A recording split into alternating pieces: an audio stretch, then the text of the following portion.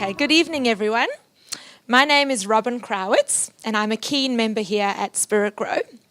So Label asked me here tonight to welcome you all and introduce our guest speakers. Tonight's the final lecture in this semester's Mindfulness series, and the topic, which you all know, explores the power of scent and smell. So after Label asked me and then told me the topic for tonight's lecture, that's got me thinking, where was my sense of smell at the moment? So for those of you that don't know me, I'm a busy mum to a 6-year-old boy and a 7-month-old daughter. So currently, my sense of smell is closely connected to baby vomit, dirty nappies, and the smell of home-cooked baby puree. So, with no further ado, I do welcome our guest speakers who I'm sure will uplift our sense of smell tonight a little bit more than my current state. So Label apologises for his absence, but has assured me that he has invited a very wonderful expert to provide a short précis about the Jewish spiritual teachings on the sense of smell, and this is Dr. Mottel Greenbaum. So Dr. Mottel Greenbaum is a leading consulting psychiatrist who also has a special interest in the Hasidic teachings as they interface with psychology and psychotherapy, which he often lectures on and writes about. He will introduce this evening to the short overview of the sense of smell as it is understood and explained in the Jewish spiritual teachings. Thank you, Mottel.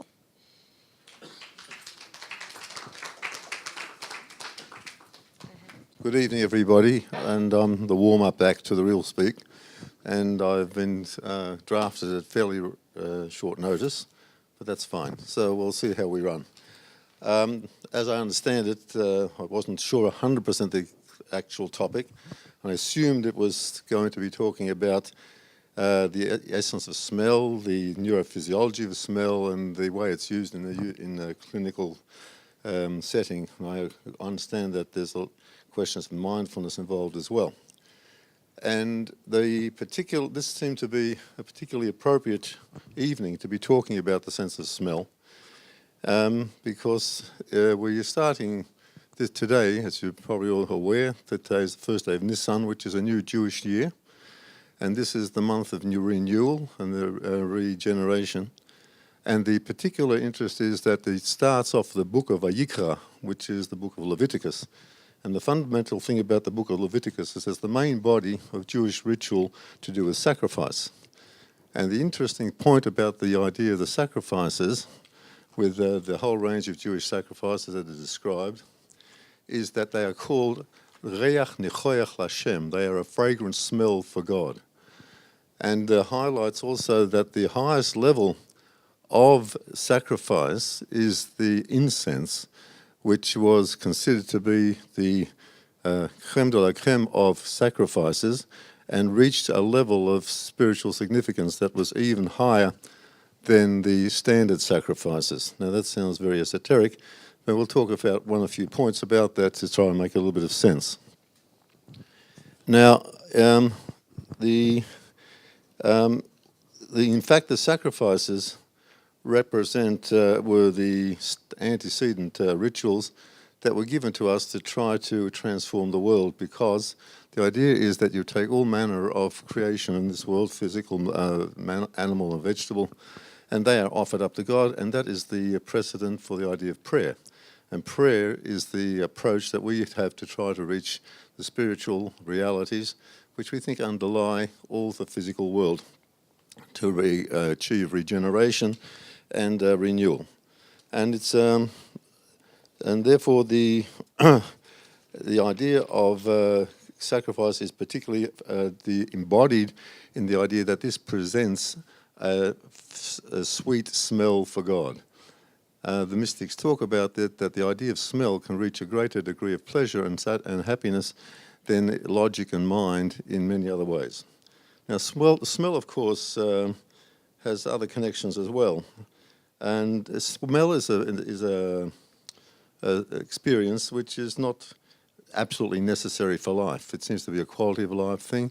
It's not that you have to eat. It's not like you have to see things. It's in the realm of experiences. It's considered in Jewish thinking higher level than touch and taste, not as high as seeing and hearing, but it seems to be the interface between the physical reality of the world and the spiritual realities of the world. So it's kind of a touching point which transmits. It's a transferal point which enables you to reach from the spiritual or the physical realities that we all live in into reaching something higher and beyond where we're at.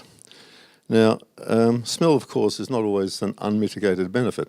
As our introductory speaker said, she has to deal with some rather odd smells, and she doesn't really think that leads her to any great ecstatic experiences.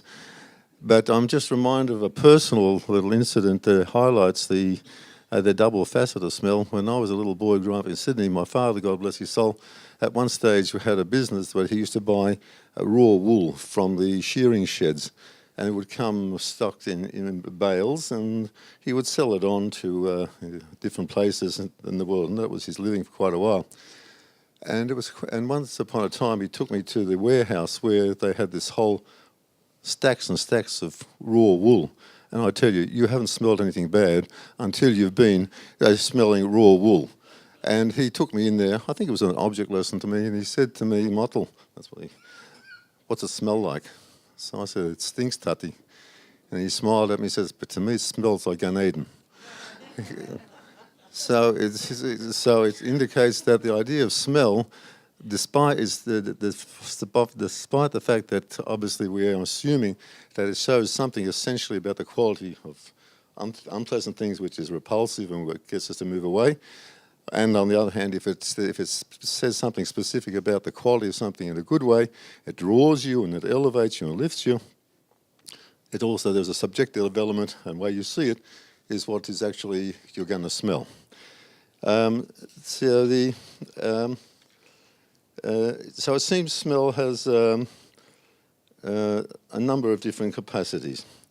Now, as we've said before, among all the sensations, it's in Jewish thinking, it's considered to be sort of in the middle in terms of its purity and its refinements.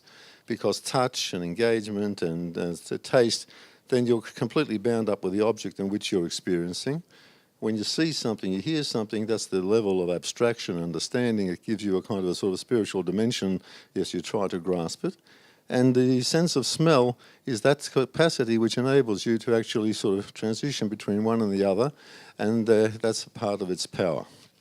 Now, well, given that by and large in Hasidic thinking is built on a certain premise, and the idea is that all physical reality, the world at large, comes from a spiritual reality, and that everything that exists here has a paradigm in a spiritual reality that underlies the physical material world in which we live. And very often we find this kind of metaphor throughout Jewish thinking.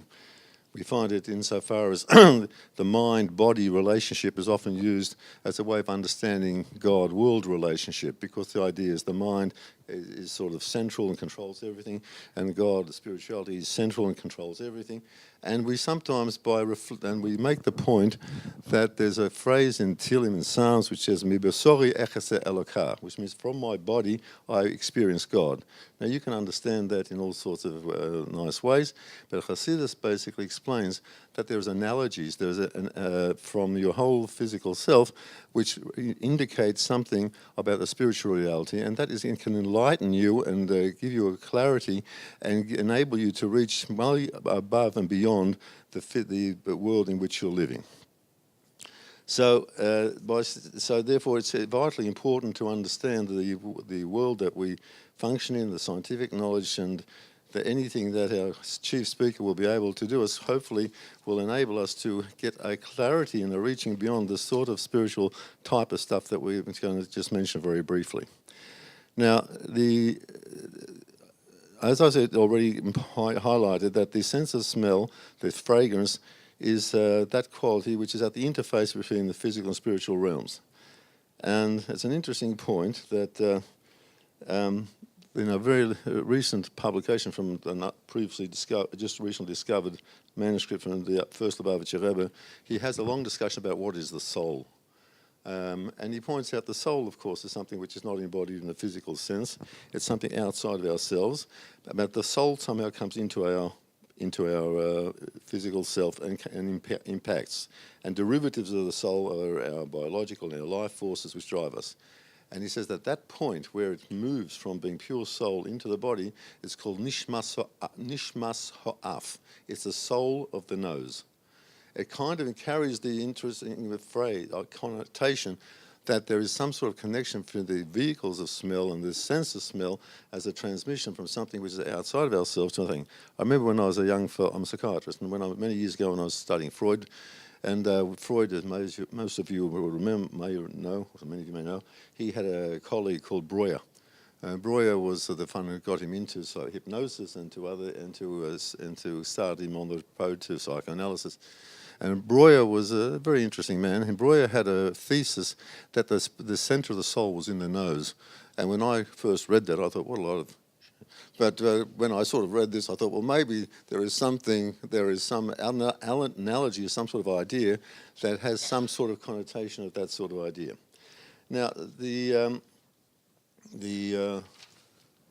idea of the sense of smell, the role of smell, is in Jewish thinking, halacha has a number of different parameters.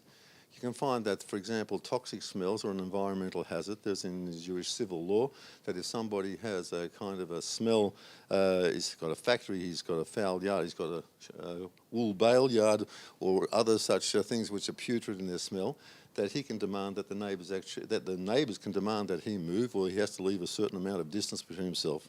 So there we find that smell is given a very materialistic and object sort of sense.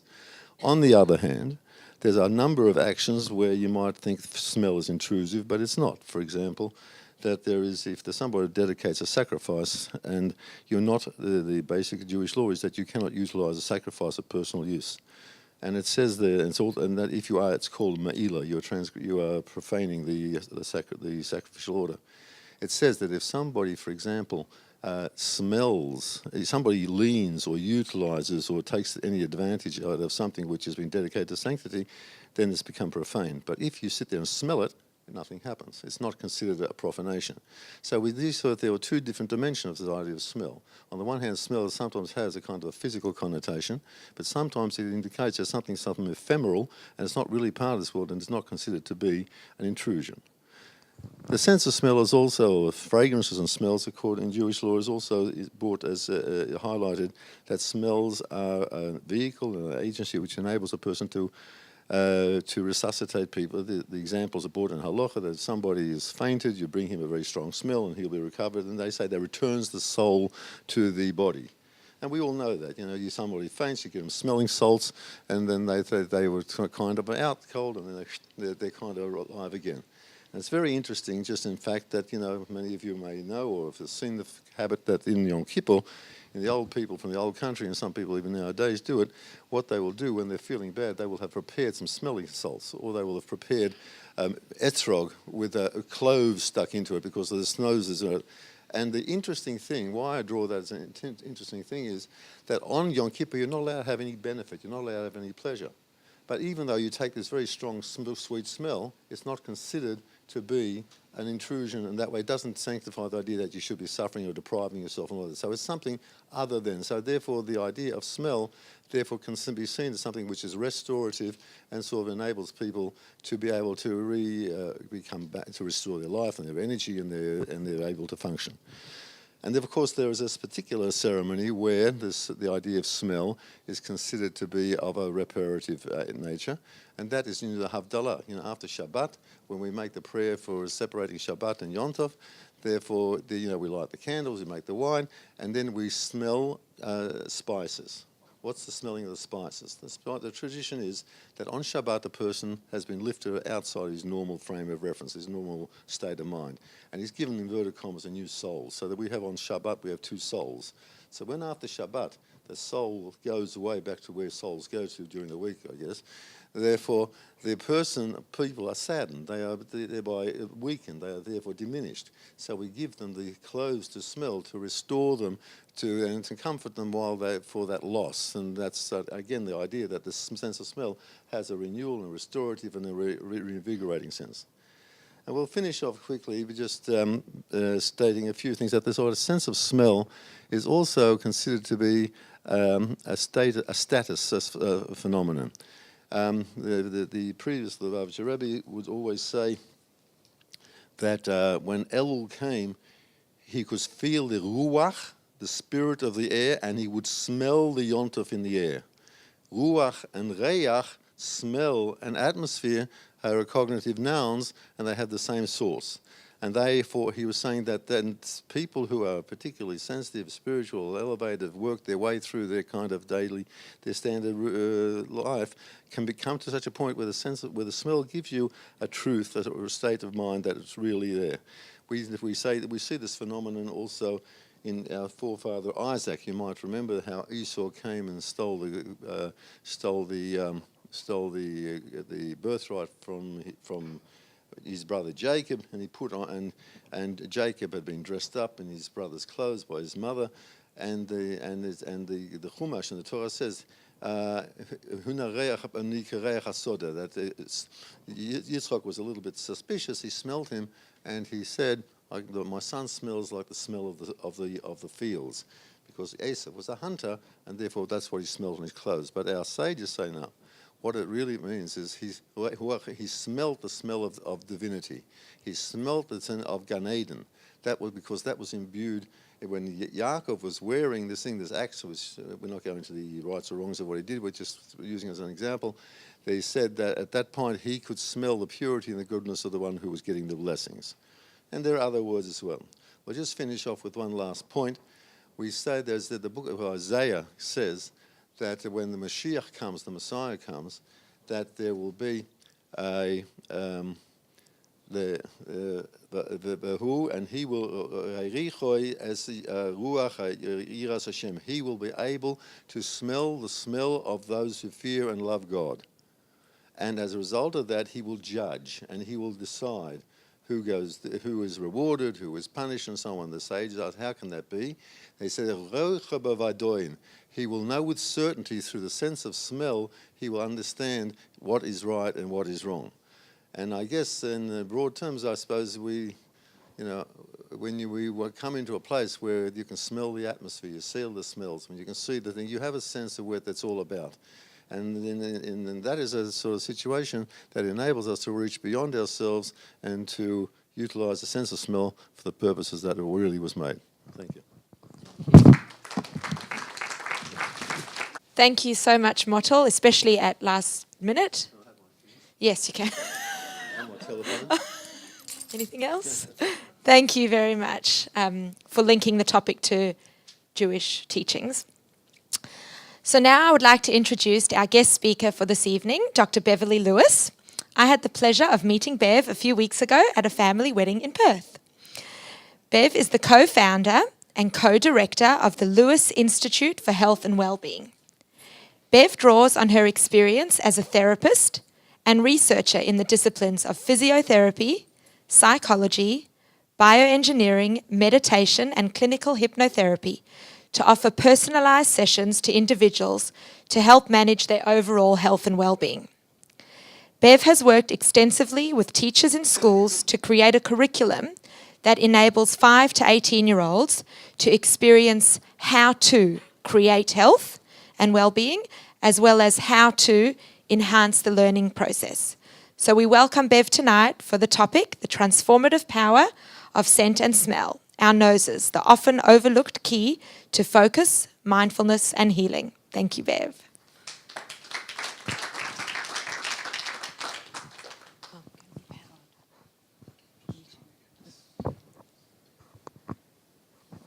So it's always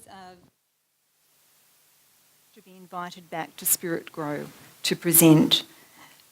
And I would like to thank Dr. Greenbaum for having brought us in to the presentation in the way that he has, in a very learned and thoughtful way. And we will now continue on the journey together tonight. And we're going to be travelling far and wide through time and space, outer space and inner space. And the intention of my presentation is to open up new windows of awareness on smell. And I'd like to begin by exploding one of the myths about the human sense of smell.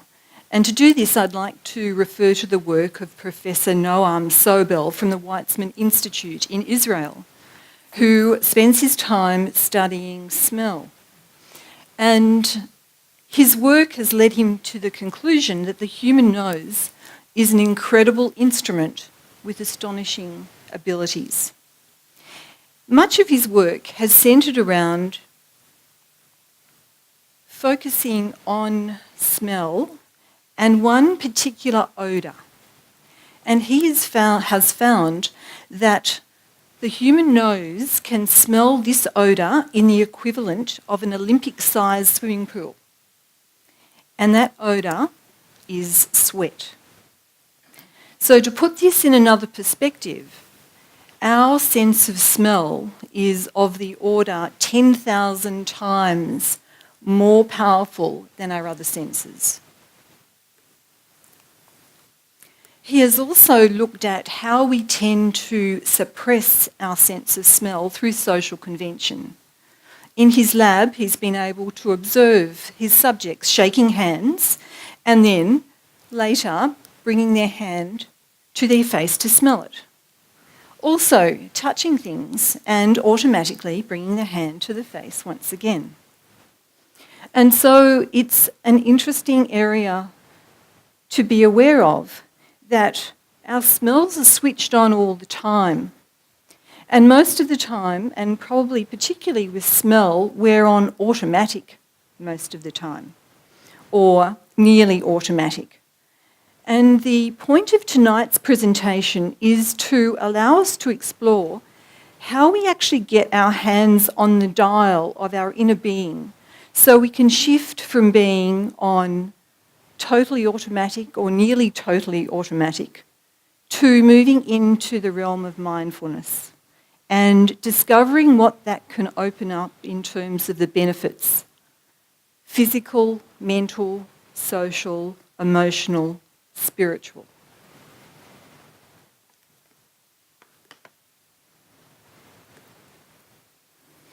And now I would like to also open a window on a scientific discovery. And this scientific discovery centres on the nose. And it's been likened to a discovery that is more impressive than having a man walk on the moon. And what it's related to is the extraction and injection of nasal stem cells into the spinal cord of a paraplegic who now has the ability to experience sensation in his lower limbs and also has learnt to walk independently to the extent that he can walk with a walking frame, and he's still undergoing rehabilitation. For his role in this research, Professor Alan McKay-Sim has been named the 2017 Australian of the Year. And his use of nasal stem cells in a collaborative way for this purpose has opened up windows on the use of the nose and stem cells for transforming and repairing brain and spinal cord function that's been impaired. But you might ask, why the nose?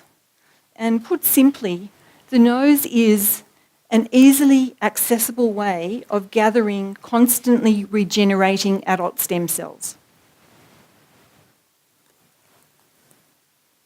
And now it's time to take a closer look, to zoom in on this incredible instrument with astonishing abilities that we all are equipped with, and to do some investigations of our own.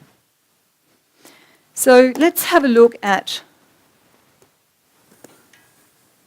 the nose itself, the nostrils, and then leading up into the nasal cavity is this cluster of nerve membranes, which have receptor cells that recognise smells and transmit the information to the olfactory bulb here.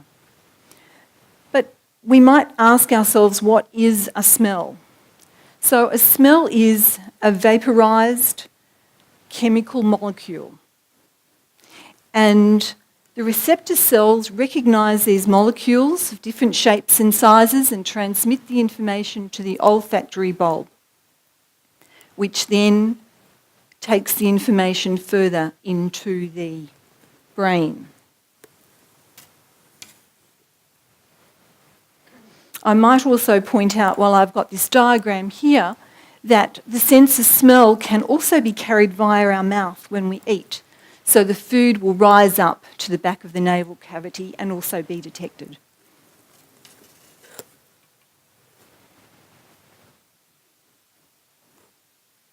And now going deeper into the brain, we can follow the olfactory bulb, and there's one for each nostril. And notice a curious thing that happens with smell compared to the other senses. The other senses are relayed to the thalamus, which is regarded as the central relay station. But smell takes a winding, interesting course. It actually shifts up through this part of the brain, which is marked here in yellow, and it's got quite a semicircular appearance. It encompasses many structures, and it's known as the limbic system.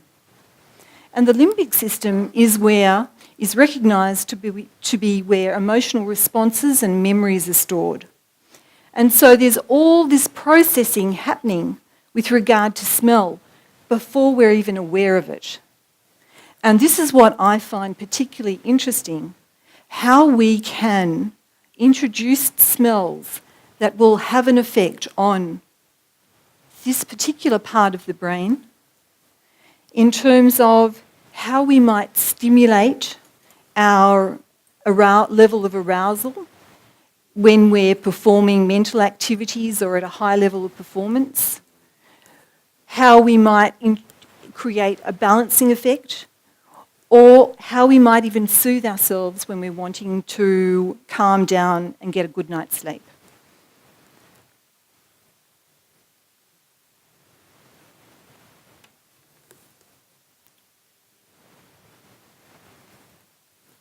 So what I'd like to do now is to take you on a mindful journey through your own nose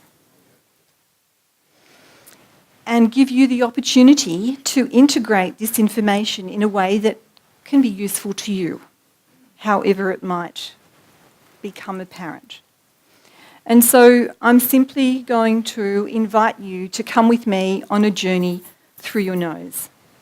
And to enhance our focus, we're going to invite in our other senses to begin this journey. So as you're sitting in the chair now, make yourself as comfortable as you want. You may choose to put anything that you've got in your lap down so you don't have to balance it. You can become aware now of your feet in your shoes on the floor, noticing how your feet are actually contacting the floor through your shoes and whether there is a difference between one foot and the other. Then you can bring your awareness to your hands and how they're resting, to any sounds in the room, and you can soften your gaze or you can close your eyes when you're ready to enhance your inner focus, whatever suits you. And then you can bring your awareness to the chair supporting your back and supporting you from the bottom of the seat on which you're sitting. And then you can become aware of any taste in your mouth and the resting weight of the jaw. And as you do that, you can notice the smell and the air entering through your nostrils. And I'd like you to notice where the air is first touching your nostrils as it enters.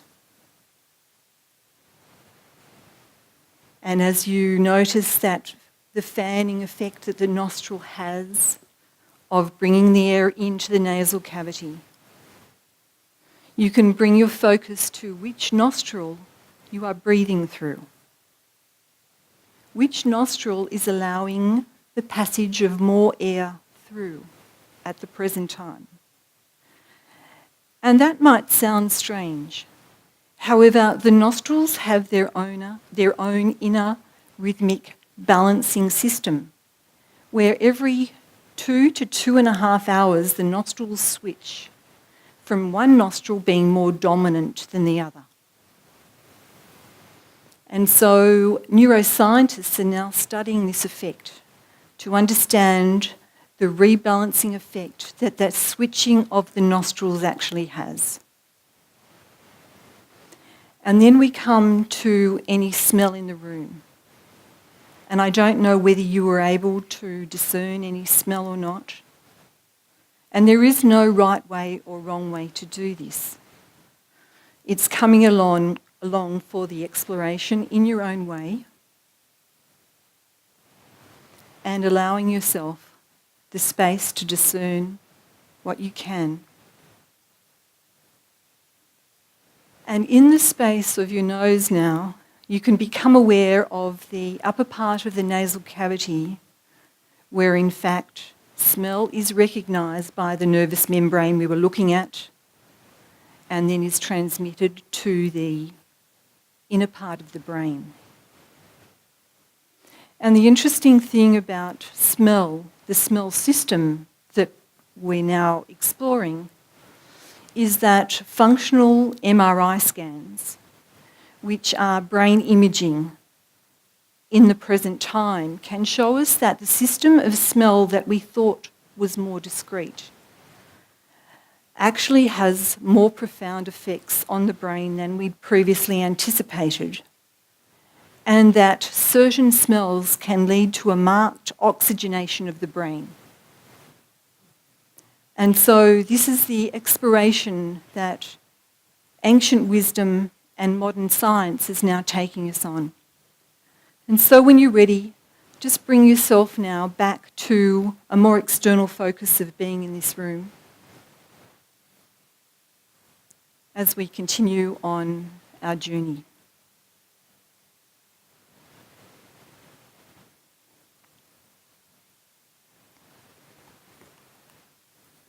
And now I'd like to open up the window on using smell for learning. The logo that you see here in the centre of this window is the logo of a program that I was involved in creating in 2003. It's a program that was designed for 12 and 13-year-old high school students aged 12 to 13 years of age, boys and girls. And this program had an interesting brief. The school wanted us to engage the students in a way that was memorable and effective. The subject matter was Jewish prayer, or tefillah. So we went on an interesting journey in how to allow this program to evolve. And here you see a close-up of the logo. And essentially, we use the prayer book as the focus for the course. And we're interested in the learning and the growth that would occur out of the students being able to connect and engage with the subject matter. Here you see the hands outstretched, and there are Hebrew letters in this logo referring to not only making them connect in English, but making them connect in Hebrew. The program was called Kavanah, which in English means intention. For this program, the students were divided into groups of 8 to 10, and the teachers were trained in a special role of being a mentor. The hallmark of this program, and why I'm telling you about it, is because we chose for each of the sessions. Now, the duration of this program was quite short. It was a 40-minute session once a week for 8 consecutive weeks. However, we chose to focus on a sense for each of the weeks. And in session 2, the focus was on the sense of smell. And what I'd like to do is to explore with you tonight what the students discovered when they became aware of a smell that we passed around in the classroom. So I invite you to join me on this experience of discovering what we used as one of the smells. In this second session, they had 3 smells to smell, but tonight I've chosen one for you personally to engage with. So I'm going to, in a moment, pass around the smells. So what you're going to be getting as we pass around the baskets, you're going to be getting an envelope. In the envelope is a handkerchief-like serviette that will have a biro mark in one corner where one drop of a smell has been placed. And that's what you're going to be smelling. For people who might be watching this later when it's recorded, it is an opportunity when I play the music, and I'm playing the music while we're passing around the smells. I'm playing the music that we played for the students when they entered the classroom for each of these sessions. And it could be used as an interlude for somebody who's watching this and not in this room and able to receive the smell, to find a smell that they can use that's from a plant. So it can be a flower, a leaf, a piece of fruit, anything they've got in the kitchen, a stick of cinnamon, preferably not anything in a powdered form, parsley, anything that they can find. So that's just an introduction for other people so that they can explore smell in their own way and at least join us for the first part of this exploration. So the music's going to play, the smells will be passed around. When your envelope comes to you, if you wouldn't mind just putting it on your lap, when everybody has an envelope, the music will stop. And then we'll be ready. If you wouldn't mind just leaving your envelope in your lap until we are all ready to move on, that would be very good.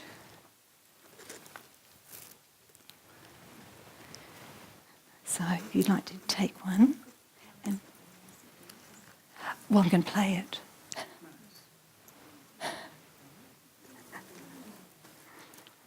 Okay, good. Would you, if you could pass it back.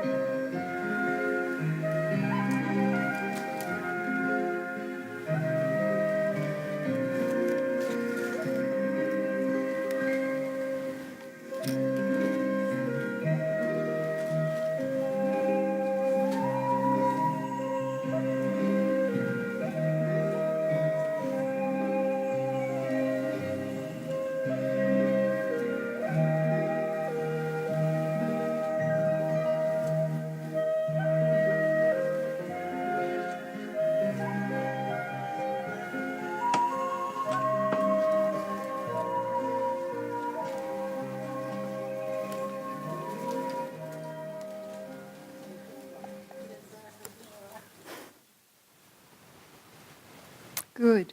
So you've all got an envelope with the smell inside it.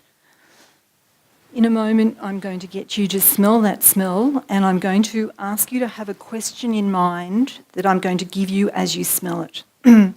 But before we do that, again, bringing our senses to the focus of smelling, so enhancing our awareness, I'll just invite you to contact your feet on the floor, become aware of your hands holding the envelope, and then when you're ready, and I will give you the question first. So what I want to know is, when you take this smell out of the envelope, how does the smell affect you? That's the question. You can notice anything else you like, but in particular, I want you to focus on how does this smell affect you. So if you would like now to take the smell from the envelope, find the circle with the smell in it if you have difficulty smelling.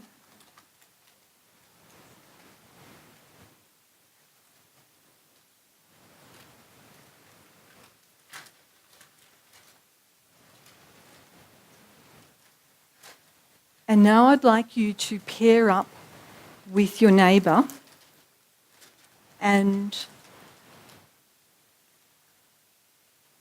I'd like you to share with them what your experience of that smell is, how that smell affected you.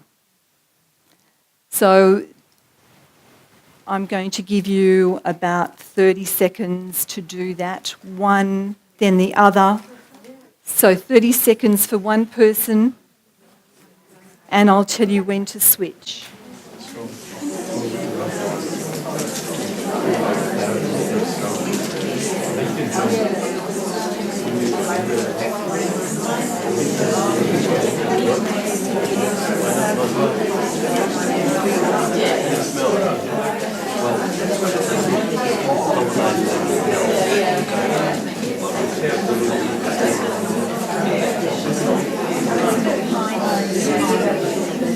Okay, if you could please switch over to the other person now.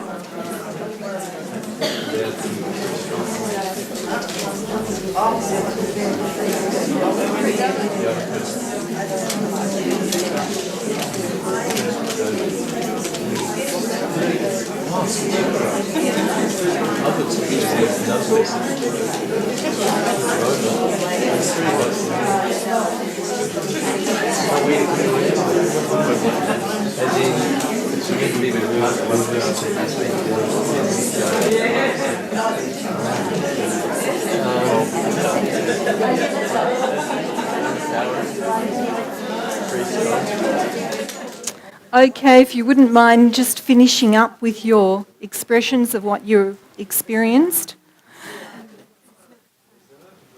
And I would be interested as a group to get some sort of sense of what this smell was like for you. So could people indicate if they didn't like the smell, please? Okay, so maybe a quarter of you. Could people indicate if they were fairly neutral with regard to the effect the smell had on them? Okay, not so many. What about the people who liked the smell, who were drawn into the liking of the smell? Okay, that's probably more the majority, which is interesting, but we do have the range of different responses to the smell, and that's always interesting, and the students in their groups found it fascinating how other students responded so differently to the sense of smell. However, the real point of the exercise was to engage the students with prayer. So the next question that we asked the students was, what has this got to do with prayer?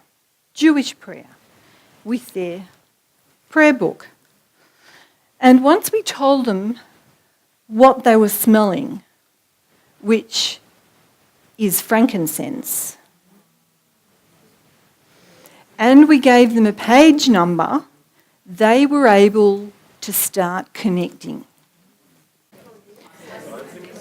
So the students were able to start connecting that it was part of the incense mixture from the book of Exodus, in which God has instructed Moses how these smells should be mixed together, very specifically, very purely, to create a sacred and a holy mixture that was burnt morning and afternoon, not only in the sanctuary when the children of Israel were in the desert, but also in the Holy Temple in Jerusalem. And finding these words in English and Hebrew in their prayer book started to have a big impact on the students. And they recognised the link between the prayers being ancient, the smells being ancient. However, in the present, saying the prayers, and in this case, smelling one of the smells, allowed the students to recognise the freshness that we can bring in the present moment.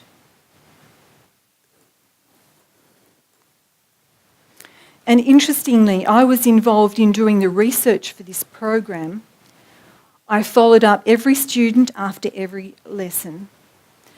And I also devised a means of research 1 year later, what did they remember?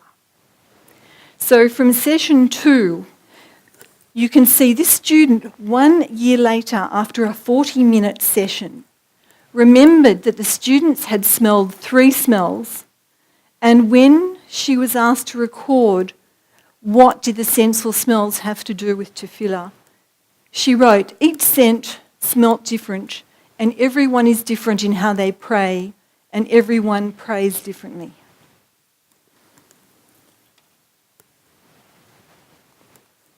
I'd also like to give you a sense of when you are using the senses for learning, and we used each sense consecutively over the course of the 8 lessons, what a profound difference it can make to students, not only in terms of their cognitive learning, but also their emotional learning and their connection to the subject matter.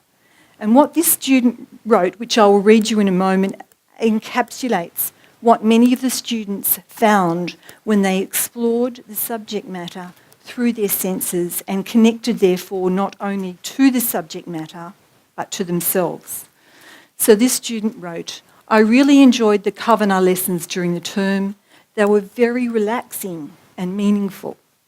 I had a lot of fun reading from the Siddur, the prayer book, and translating what the prayers really mean. From now on, when I pray, if it's in shul or if it's at night before I go to sleep, I can actually understand and really mean what I am saying. I learnt to appreciate praying and thank God for every little thing in my life. I would like to thank you for making me understand and appreciate every little thing.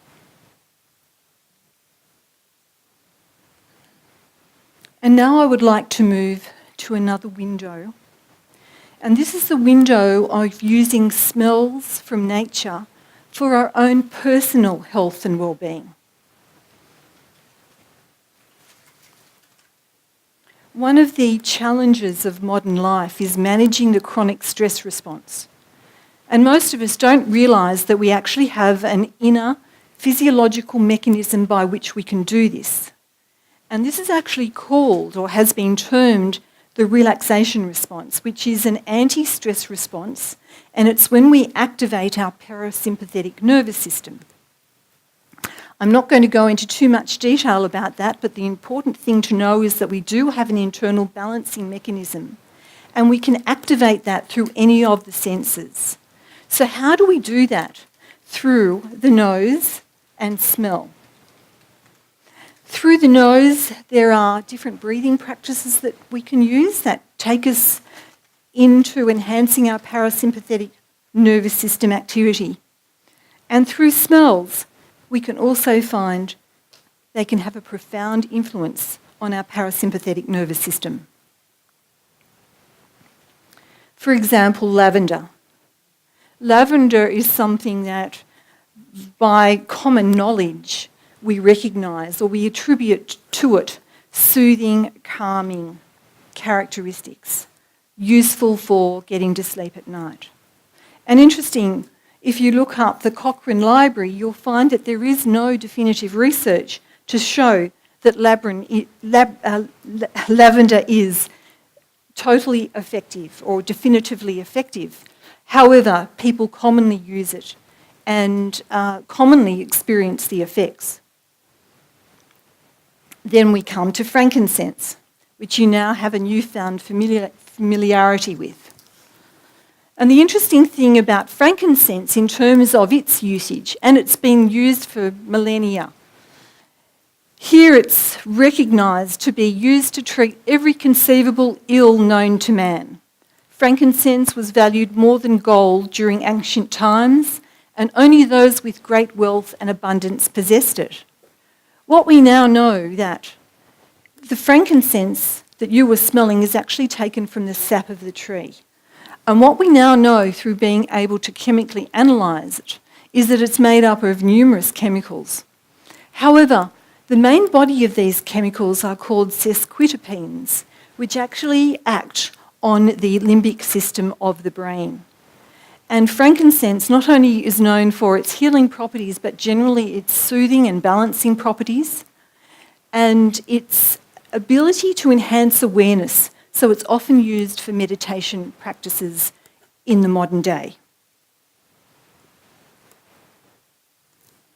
And now I'd like to explore the question of how can we create and utilise smellscapes to allow smells to take us along pathways that lead us to enhance our own health and well-being. And for that, I'd like to once again guide you on your own inner exploration. So what I'd like again is to have a focus on senses, other senses, becoming aware of your feet, in your shoes, and your toes. Which toes that you're most aware of, which toes you're least aware of. And just making yourself comfortable, removing anything from your lap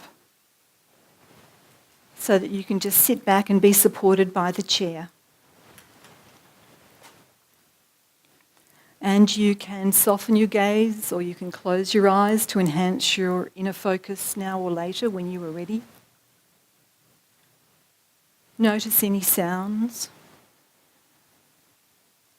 Bring your awareness to your nostrils now, and which nostril you're breathing out through more. And now, to utilise the inner senses, I'd like to invite you to imagine yourself stepping outside of your home onto the footpath one morning, early in the morning as the sun's starting to rise. You take in a breath and you notice that the air has a refreshing smell. It's the sort of refreshing smell that you notice after a night's sprinkling of rain. It can be very refreshing, and you can breathe that in. Then you start to walk, and you're walking at a comfortable pace, a pace that suits you. And you might be interested to know that there is good quality research that says that exercising once a week actually allows us to retain our sense of smell over time. And as you're moving on, you notice yourself passing a building yard, and there's the smell of timber wafting through the air. You notice that and walk on and come to a hedge that's cascading over a cream picket fence and find yourself enveloped in the wafting of the late flowering scent of the flowers. And you move on. You're now coming to a main road, but there's no traffic. It's early in the morning. However, you notice as you're crossing the road that it's got a trafficky odour. You walk on. Time does not matter. You have a freedom to go where you want, and you find yourself walking to the local park. You come into the local park and you notice the smell of thyme and lavender as ground cover where there's one of the garden beds. And there's many pathways you can choose. And you can choose where you want to go. However, there are roses blossoming, and you walk on, and you may well notice in the park in your imagination that there are tall trees. Cypress, cedar, pine. And trees are recognised as having a grounding effect in terms of their smell. They have a connecting effect and very often an expansive effect. And you might just want to take in the smell that's in your mind's eye as you're walking through the park,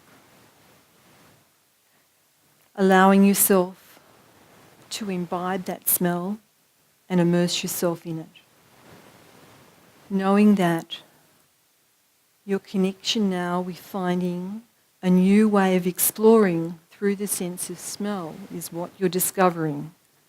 And if you had to describe to anybody how to find their way back to your home from the point where you find yourself, you could literally chart it through the smellscapes you've walked through. And so your ability now to explore smellscapes, to find your way through them, to find what's appealing, what beckons to you, what makes you feel comfortable and easy, is there for you to continue to discover. And when you're ready, if you'd like to bring yourself back into a more external focus in the room,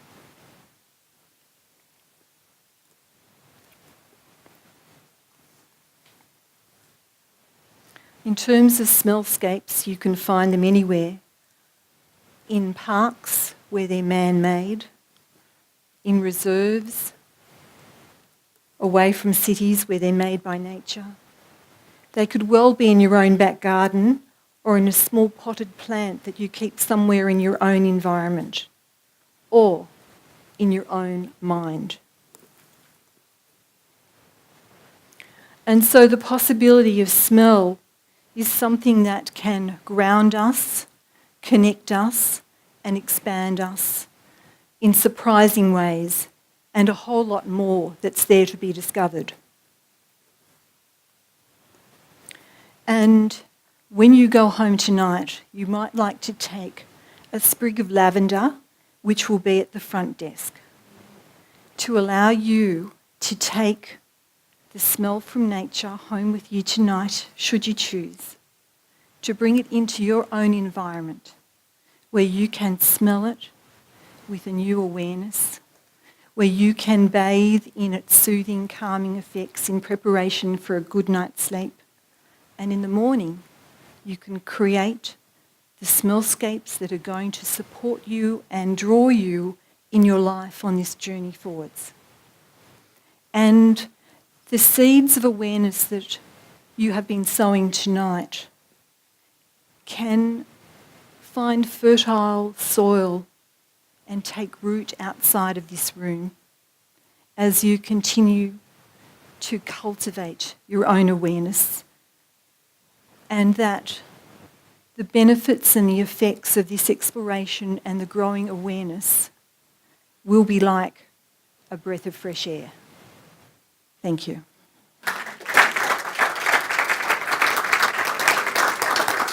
So, on behalf of everyone here, thank you so much, Bev and Mottel, for your time.